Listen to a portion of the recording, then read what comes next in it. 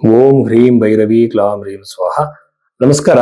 ಈ ದಿನ ಮಾರ್ಚ್ ತಿಂಗಳ ರಾಶಿ ಭವಿಷ್ಯಕ್ಕೆ ಹೋಗೋದಕ್ಕೆ ಮುನ್ನ ಕೆಲವು ವಿಚಾರಗಳನ್ನ ಹೇಳೋದಾದ್ರೆ, ಜ್ಯೋತಿಷ್ಯದಲ್ಲಿ ಬಹಳಷ್ಟು ಮಿಸ್ಟೇಕ್ಗಳಾಗ್ತವೆ. ಜ್ಯೋತಿಷ್ಯರು ಯಾರು ಅಂತ ನಮಗೆ ಗೊತ್ತಾಗಲ್ಲ, ನಿಜವಾದ ಜ್ಯೋತಿಷ್ಯರು ಯಾರು ಅಂತಾನೆ ಗೊತ್ತಾಗಲ್ಲ. ಯಾಕೆಂತಂದ್ರೆ ಮೊದಲನೇದಾಗಿ ಜ್ಯೋತಿಷ್ಯದಲ್ಲಿ ಆ ವ್ಯಕ್ತಿ ಪರಿಣಿತಿ ಇದೆ ಅಂತಂದ್ರೆ, ನೀವು ಯಾವ ಬರ್ತ್ ಟೈಮ್ ನ ಕೊಟ್ಟಿರ್ತೀರಾ ಅದೇ ಬರ್ತ್ ಟೈಮ್ ನ ನಮ್ಮದೇ ನಿಮ್ಮ ಲಗ್ನ ಯಾವುದು ಅಂತ ತಿದ್ದುತ್ತಾನೆ. ಇದಕ್ಕೆ ಬರ್ತ್ ಟೈಮ್ ರೆಕ್ಟಿಫಿಕೇಶನ್ ಅಂತಾರೆ. ನೀವು ಕೊಟ್ಟಿರೋ ಸಮಯವನ್ನ ಹಿಂದೆ ನಡೆದಿರುವ ಜೀವನದ ಘಟನೆಗಳಿಗೆ ಲಿಂಕ್ ಮಾಡಿ, ನೀವು ಕೊಟ್ಟಿರುವಂತಹ ಸಮಯ ಇದೆ ಅಂತ ನಿಮ್ಮ ಲಗ್ನವನ್ನು ಕಂಡುಹಿಡಿತಾನೆ. ಯಾಕೆಂದ್ರೆ ಒಂದೇ ರಾಶಿಯಲ್ಲಿ ಲಕ್ಷಾಂತರ ಜನ ಹುಟ್ಟಿರ್ತಾರೆ, ಬಟ್ ಒಂದೇ ಲಗ್ನದಲ್ಲಿ ತುಂಬಾ ಕಡಿಮೆ ಚಾನ್ಸಸ್ ಆ ಲಗ್ನ ಆ ಡಿಗ್ರಿ ವೈಸ್ ಹುಟ್ಟೋಕ್ ಸಾಧ್ಯ. ಓಕೆನಾ? ಸೊ ಎರಡನೇದಾಗಿ ಬಂದು ಹಿಂದಿನ ಘಟನೆಗಳು ಹೇಳಿದ ನಂತರ, ಲಗ್ನವನ್ನು ತಿದ್ದಿದ ನಂತರ ನಿಮ್ಮ ಭವಿಷ್ಯವನ್ನು ಹೇಳ್ತಾರೆ. ಹಾಗೇನೆ ಪರಿಹಾರಗಳನ್ನು ಸೂಚಿಸುವಾಗ ಮೊದಲನೇದಾಗಿ ವ್ಯಕ್ತಿತ್ವದಲ್ಲಿ ಬದಲಾವಣೆ ಸೂಚಿಸಬೇಕು. ಎರಡನೇದಾಗಿ ಬಂದು ಬೃಹತ್ ಪರಾಶರ ಹೋರಾಶಾಸ್ತ್ರದಲ್ಲಿರುವಂತಹ ಮಂತ್ರ ಜಪಗಳು, ದಾನಗಳ ಬಗ್ಗೆ ಹೇಳಬೇಕು. ಈ ಜಮ್ ಸ್ಟೋನ್ಸ್ ಬಗ್ಗೆ, ರುದ್ರಾಕ್ಷಿಗಳ ಬಗ್ಗೆ, ಕರುಮುಲಿಮಾಲ ಬಗ್ಗೆ, ಅಥವಾ ನಿಮ್ಮ ಹೆಸರು ಚೇಂಜ್ ಮಾಡ್ಕೊಳ್ಳಿ ಅಂತ ಹೇಳಿದ್ರೆ, ಬೇರೆ ಏನಾದ್ರು ಬಾಲಿಶವಾಗಿರುವಂತದ್ದು ಪರಿಹಾರಗಳು ಹೇಳಿದ್ರೆ ಯಾವ ಕಾರಣಕ್ಕೂ ಅದನ್ನ ನಂಬಬೇಡಿ.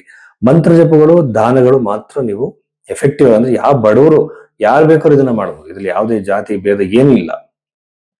ಇದು ಪರಾಶರ ಮಹರ್ಷಿ ಕೊಟ್ಟಿರುವಂತಹ ರೆಮಿಡೀಸ್. ಇದಾದ ನಂತರದಲ್ಲಿ ಜೆಮ್ ಸ್ಟೋನ್ಸ್ ಬಗ್ಗೆ ಇನ್ಯಾವ್ದ್ರ ಬಗ್ಗೆ ಕೂಡ ಉಲ್ಲೇಖ ಇಲ್ಲ, ನಾನು ಆಲ್ರೆಡಿ ಹೇಳಿದೆ, ಅಂತ ಯಾವ್ದು ಫಾಲೋ ಮಾಡಕ್ಕೆ ಹೋಗ್ಬೇಡಿ. ಇಷ್ಟ ಆದ ನಂತರ ನಿಮ್ಮ ಡೆಸ್ಟಿನಿಯಲ್ಲಿ ಎಲ್ಲದನ್ನು ಚೇಂಜ್ ಮಾಡಕ್ ಸಾಧ್ಯ ಇಲ್ಲ. ಈಗ ಕೆಲವು ಘಟನೆಗಳನ್ನು ಚೇಂಜ್ ಮಾಡಬಹುದು. ಇದರಲ್ಲಿ ಪ್ರಾರಬ್ಧ, ಸಂಚಿತ, ಕ್ರಿಯಾಮಾನ ಕರ್ಮ ಅಂತ, ಅದರಲ್ಲಿ ದೃಢ ಕರ್ಮ ಅಂತೆಲ್ಲ ಇದೆ. ಸೊ ಇದು ಡೀಪರ್ ಸಬ್ಜೆಕ್ಟ್. ಕರ್ಮದ ಅನುಸಾರವಾಗಿ ಕೆಲವನ್ನ ಚೇಂಜ್ ಮಾಡ್ಕೋಬಹುದು, ಕೆಲವನ್ನ ಆಗಲ್ಲ. ಅದು ಆ ಗೈಡೆನ್ಸ್ ನ ಕೊಡ್ಬೇಕು. ಆ ಕೌನ್ಸಿಲಿಂಗ್ ನಾವು ಒಬ್ಬ ಕ್ಲೈಂಟ್ಗೆ ಮಾಡ್ಬೇಕಾಗತ್ತೆ. ಈ ಒಂದು ನೈತಿಕತೆಯನ್ನ ಒಬ್ಬ ಜ್ಯೋತಿಷಿ ಇಟ್ಕೋಬೇಕಾಗತ್ತೆ. ಸೊ ಆ ರೀತಿ ಇಟ್ಕೊಂಡಾಗ ಮಾತ್ರ ನಮ್ಮ ಹತ್ರ ಬಂದಂತಹ ಒಬ್ಬ ವ್ಯಕ್ತಿಗೆ ನಾವು ಸರಿಯಾಗಿರೋ ಮಾರ್ಗದರ್ಶನ ನೀಡಬಹುದು. ಸುಮ್ಮನೆ ಅವರು ಸಂಪಾದನೆಗೋಸ್ಕರ ಇನ್ನೊಂದಕ್ಕೋಸ್ಕರ ಎದುರಿಸಿ ಹಣ ತಗೊಂಡ್ರೆ ತಪ್ಪಾಗುತ್ತೆ. ಸೊ ಇದು ಬಹಳ ಮುಖ್ಯ. ಜೊತೆಯಲ್ಲಿ ಪೂಜೆಗಳ ಬಗ್ಗೆ ಜನಗಳಿಗೂ ಗೌರವ ಇರಬೇಕಾಗತ್ತೆ. ಅದೊಂದು ದೊಡ್ಡ ಸಬ್ಜೆಕ್ಟ್, ಇನ್ನೊಂದ್ಸಲ ಮಾತಾಡೋಣ. ಬಟ್ ಜ್ಯೋತಿಷ ಅಂದ್ರೆ ಏನು ಅಂತ ಜನರಲ್ಲಿ ಗೊತ್ತಿರಬೇಕು. ತುಂಬಾ ಜನ ಹೇಳ್ತಾರೆ, ಸರ್ ಜ್ಯೋತಿಷ ನೀವೇಗೆ ನೋಡ್ತೀರ ಅಂತ. ನಾನು ಲಗ್ನವನ್ನ ಫಸ್ಟ್ ಚೇಂಜ್ ಮಾಡ್ತೀನಿ, ಮಿಸ್ಟೇಕ್ ಇದ್ರೆ. ಅನಂತರದಲ್ಲಿ ಡಿವಿಷನಲ್ ಚಾರ್ಟ್ಸ್ ಅಲ್ಲಿ ಈಗ ಚತುರ್ಥಾಂಶ, ನವಾಂಶದವರು ಬದಲಾವಣೆ ಮಾಡಿ ಹಸ್ತರೇಖೆ, ಈ ಹಸ್ತರೇಖೆಯಲ್ಲಿ ನಾಡಿ ಹಸ್ತರೇಖೆ ಪ್ರಕಾರವಾಗಿ ಅವರ ಒಂದು ಜಾತಕಕ್ಕೆ ಟೈಮಿಂಗ್ಗೆ ಅದನ್ನ ಮ್ಯಾಚ್ ಮಾಡಿ ಪ್ರಶ್ನೆ ಕೊಂಡಲ್ಲಿ, ಇದರಲ್ಲಿ ಹೋರಾರಿ ಆಸ್ಟ್ರಾಲಜಿ ಅಂತಾರೆ, ಪ್ರಶ್ನೆ ಕೊಂಡಲ್ಲಿ ಮೂರನ್ನು ಟ್ಯಾಲಿ ಮಾಡಿ ಮೂರನ್ನು ಕೂಡ ಇಂಡಿಕೇಶನ್ ಇರುವಂತಹ ಘಟನೆಯನ್ನು ನಾನು ಅವ್ರಿಗೆ ಹೇಳ್ತೀನಿ. ಅವಾಗ ಖಂಡಿತವಾಗಲೂ ಆ ಘಟನೆ ನಡೆಯುತ್ತೆ. ಜ್ಯೋತಿಷದ ಬಗ್ಗೆನೂ ನಂಬಿಕೆ ಬರುತ್ತೆ. ಸೊ ಈ ರೀತಿ ಜಾತಕವನ್ನು ನೋಡ್ಲಿಕ್ಕೆ ನೀವು ಭೈರವಿ ಆಸ್ಟ್ರೋದಲ್ಲಿ ನಿಮ್ಮ ಕನ್ಸಲ್ಟೇಷನ್ ಬುಕ್ ಮಾಡಿ. ಸಿಂಹ ರಾಶಿ 2026 ಮಾರ್ಚ್ ತಿಂಗಳ ಸಿಂಹ ರಾಶಿಯ ಫಲವನ್ನು ನಾವು ನೋಡೋದಾದ್ರೆ, ರಾಶಿಯಲ್ಲಿರುವಂತಹ ಗ್ರಹ ಕೇತು ಗ್ರಹ ಸಪ್ತಮದಲ್ಲಿರುವಂತಹ ಬಹಳಷ್ಟು ಪಾಪ ಗ್ರಹಗಳಿಂದ ವಿವಾಹದಲ್ಲಿ ಕಿರಿಕಿರಿ, ಮದುವೆ ಆಗಿ ಡಿಲೇ ಆಗುವಂಥದ್ದು, ಎಂಗೇಜ್ಮೆಂಟ್ ಆಗಿ ಕಿರಿಕಿರಿಗಳಾಗುವಂತಹ ಸಾಧ್ಯತೆಗಳು ಬಹಳಷ್ಟು ಹೆಚ್ಚಾಗಿರುತ್ತೆ. ಈ ಸಿಂಹ ರಾಶಿಯವರು ಈ ವಿಚಾರದಲ್ಲಿ ಬಹಳ ಬಹಳ ಕೇರ್ಫುಲ್ ಆಗಿ ಇರಬೇಕಾಗುತ್ತೆ. ಯಾಕೆಂತಂದ್ರೆ ಅಲ್ಲಿರುವಂತ ಪಾಪಗ್ರಹಗಳು ಸಂಬಂಧವನ್ನ, ವಿವಾಹವನ್ನ ಮುರಿಯುವಂತ ಕೆಲಸವನ್ನ ಮಾಡಬಹುದು. ಬಟ್ ಇದು ಎಗೇನ್ ಇದು ನಿಮ್ಮ ಜಾತಕದಲ್ಲಿ ಕನ್ಫರ್ಮ್ ಆಗ್ಬೇಕು. ಅಲ್ಲಿ ಯಾವ ರೀತಿಯಲ್ಲಿ ಇದೆ ಅಂತ ಒಂದ್ಸಲ ನೋಡ್ಬೇಕು.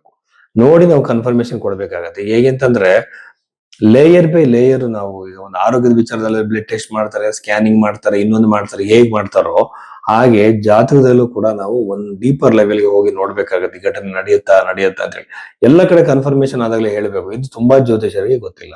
ಸೊ ವೈವಾಹಿಕ ಜೀವನದಲ್ಲಿ ಕಿರಿಕಿರೋದ್ರಿಂದ ಮಾತಿನ ಮೇಲೆ ಹಿಡಿತಾ ಇರ್ಲಿ, ಸಮಾಧಾನದ ಚಿತ್ತವನ್ನ ಕಾಪಾಡ್ಕೊಳ್ಳಿ. ಆಮೇಲೆ ಎಲ್ಲರಿಂದ ಕೂಡ ಪರ್ಫೆಕ್ಷನ್ ಎಕ್ಸ್ಪೆಕ್ಟ್ ಮಾಡಕ್ ಹೋಗ್ಬೇಡಿ. ಈಗ ನಮ್ಮ ಲೈಫ್ ಪಾರ್ಟ್ನರ್ 100% ಪರ್ಫೆಕ್ಟ್ ಆಗಿರಕ್ ಸಾಧ್ಯನೇ ಇಲ್ಲ.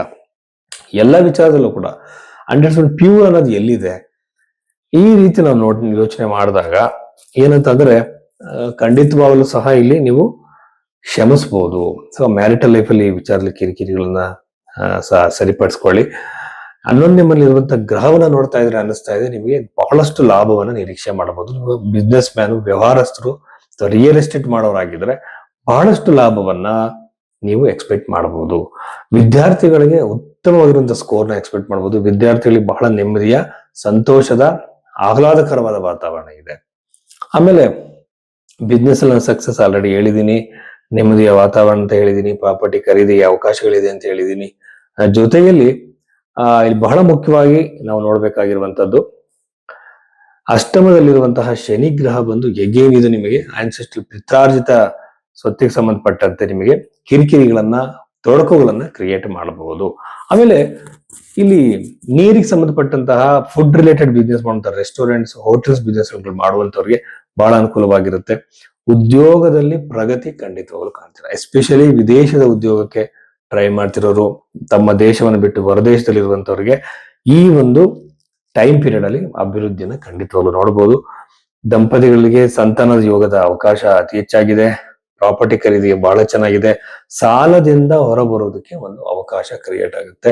ಯೂಶುವಲ್ ಆಗಿ ಈ ಒಂದು ಟೈಮ್ ಪೀರಿಯಡ್ ಅಲ್ಲಿ ಯಾರೋ ಒಬ್ರು ವಯಸ್ಸಾದವರಿಂದ ನಿಮಗೆ ಸಾಲದಿಂದ ಹೊರಬರುವಂತ ಮಾರ್ಗ ಸಿಗಬಹುದು. ಇಷ್ಟು ವಿಚಾರಗಳು ಸಿಂಹ ರಾಶಿಯವರಿಗೆ.